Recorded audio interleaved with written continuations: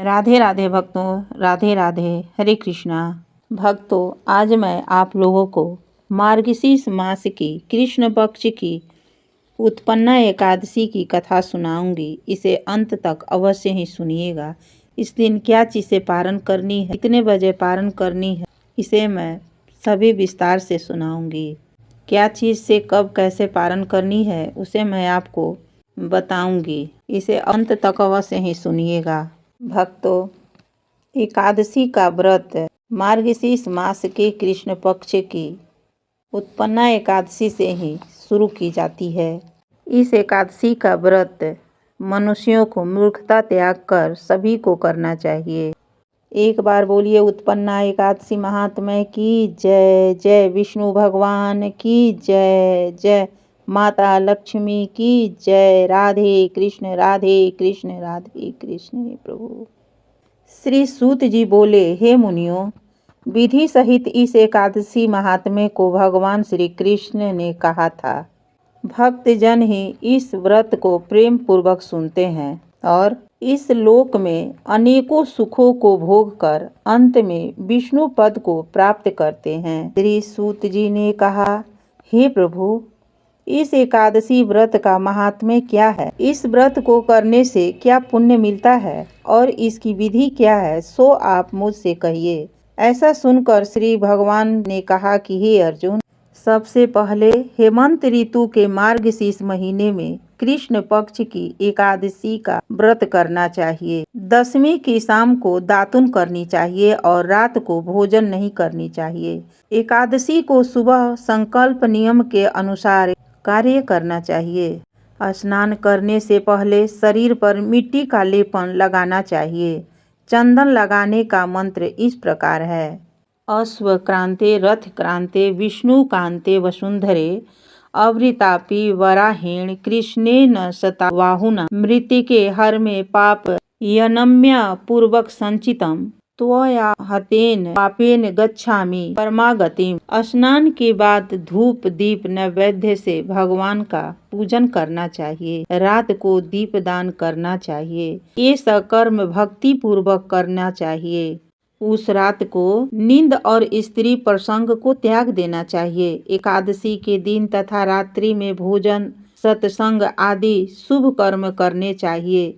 उस दिन श्रद्धा पूर्वक ब्राह्मणों को दक्षिणा देनी चाहिए और उससे अपनी गलतियों की क्षमा मांगनी चाहिए। धार्मिक जनों को शुक्ल पक्ष और कृष्ण पक्ष की दोनों एकादशियों को एक साथ समझना चाहिए।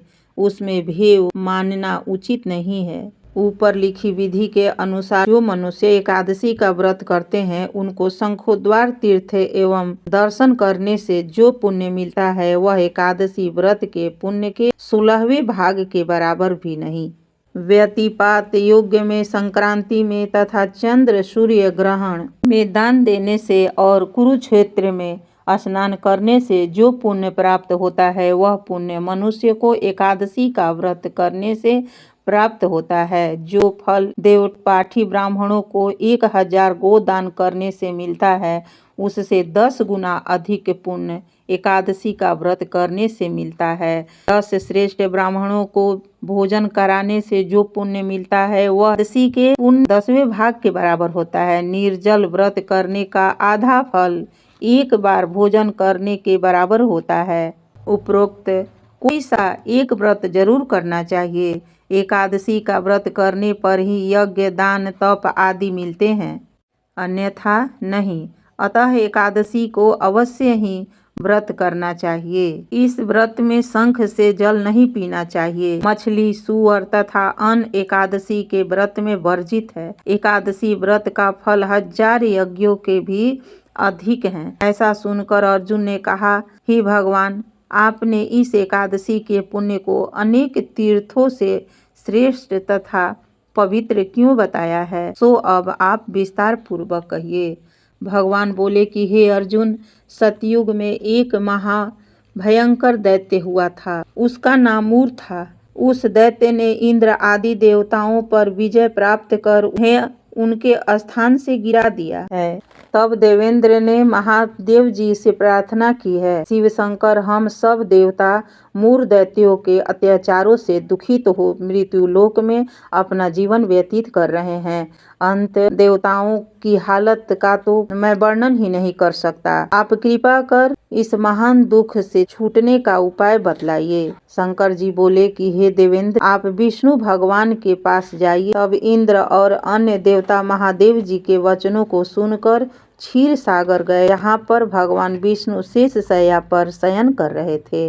भगवान को शयन करते देखकर देवताओं सहित इंद्र ने स्तुति की। हे देवताओं के देव, आप स्तुति करने योग्य हैं। आपको बारंबार प्रणाम है। हे दैत्यों के संहारक, हे मधुसूदन, आप हमारी रक्षा करें। हे जगन्नाथ, समस्त देव दैत्यों से भयभीत होकर हम आपकी शरण में आए हैं। इस समय दैत्यों ने हमें स्वर्ग से निकाल दिया है और हम सब देवता पृथ्वी पर विचरण कर रहे हैं। अब आप ही हमारी रक्षा कीजिए। देवताओं के द्वारा करुणापूर्ण वाणी सुनकर श्री विष्णु भगवान बोले कि हे देवताओं, वह कौन सा दैत्य है जिसने देवताओं को जीत लिया है?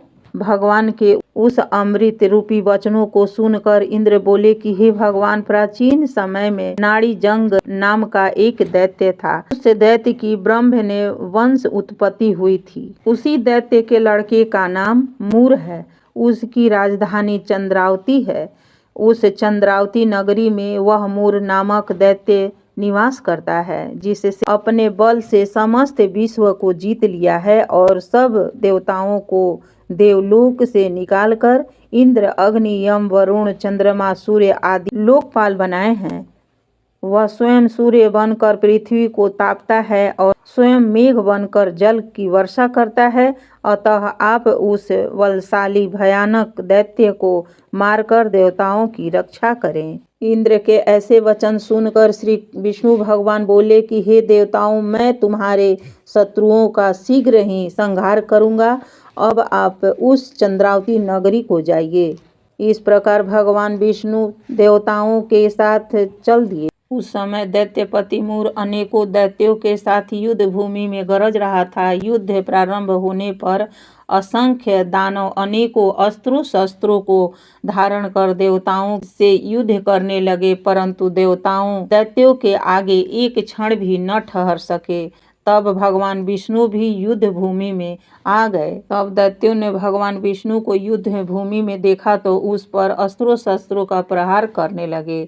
भगवान भी चक्र और गदा से उनके अस्त्रों शस्त्रों को नष्ट करने लगे। इस युद्ध में अनेकों दानव दैत्य के लिए सो गए, परंतु दैत्यों का राजा मूर भगवान के साथ निश्चल भाव से युद्ध करता रहा। भगवान विष्णु मूर को मारने के लिए जिन जिन शस्त्रों का प्रयोग करते, वह सब उसके तेज से नष्ट होकर उस पर पुष्पों के समान गिरने लगे।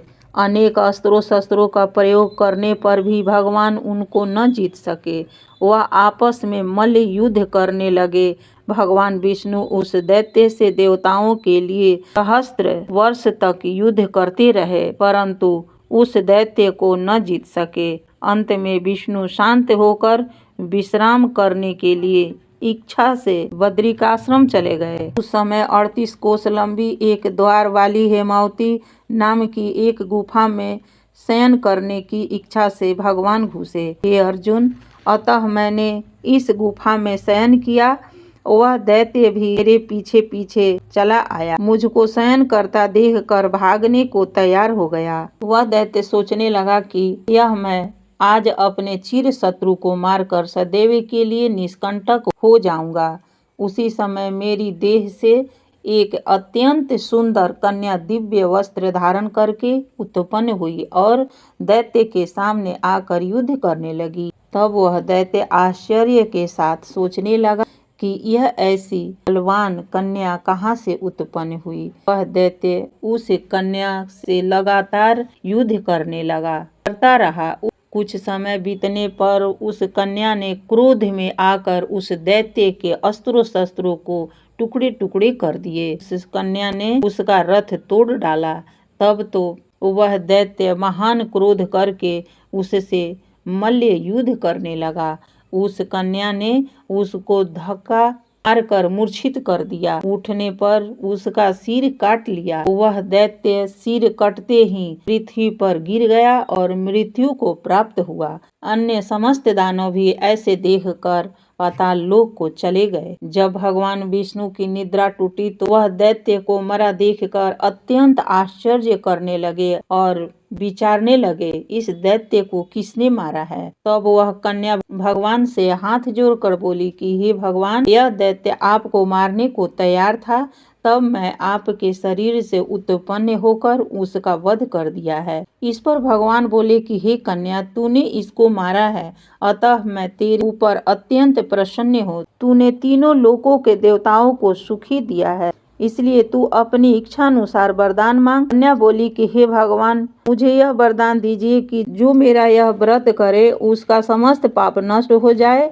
और अंत में स्वर्गलोक को जाए और मेरे व्रत का आधा फल रात्रि को मिले और उसका आधा फल एक समय भोजन करने वालों को मिले। जो मनुष्य भक्ति पूर्वक मेरे व्रत को करे वे निश्चय ही विष्णु लोक को प्राप्त करे। कृपया करके मुझे ऐसा ही वरदान दीजिए। जो मनुष्य मेरे दिन तथा रात्रि को एक बार भोजन करे वे धन धान्य से भरपूर रहे। इस पर भगवान विष्णु इस कन्या से बोले कि हे कल्याणी, ऐसा ही होगा। तेरे और तेरे भक्त एक ही होंगे और अंत में संसार में प्रसिद्धि को प्राप्त होकर मेरे लोक को प्राप्त करेंगे। हे कन्या, तू एकादशी को पैदा हुई है, इसलिए तेरा नाम एकादशी हुआ। जो मनुष्य तेरे इस व्रत करेंगे उनके समस्त पाप जड़ से नष्ट हो जाएंगे और अंत में मुक्ति को प्राप्त करेंगे। तू मेरे लिए तीज, 8, 9 और 14 से भी अधिक प्रिय है।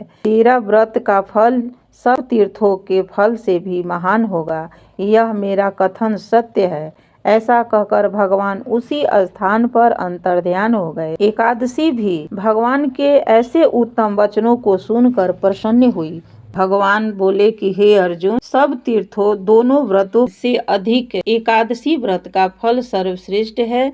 मैं एकादशी व्रत करने वाले मनुष्यों को शत्रुओं को नष्ट कर देता हूँ और उन्हें मोक्ष देता हूँ। उन मनुष्यों के विघ्नों को मैं स्वयं ही नष्ट कर देता हूँ। हे अर्जुन, यह मैंने तुमसे एकादशी की उत्पत्ति के बारे में बताया है।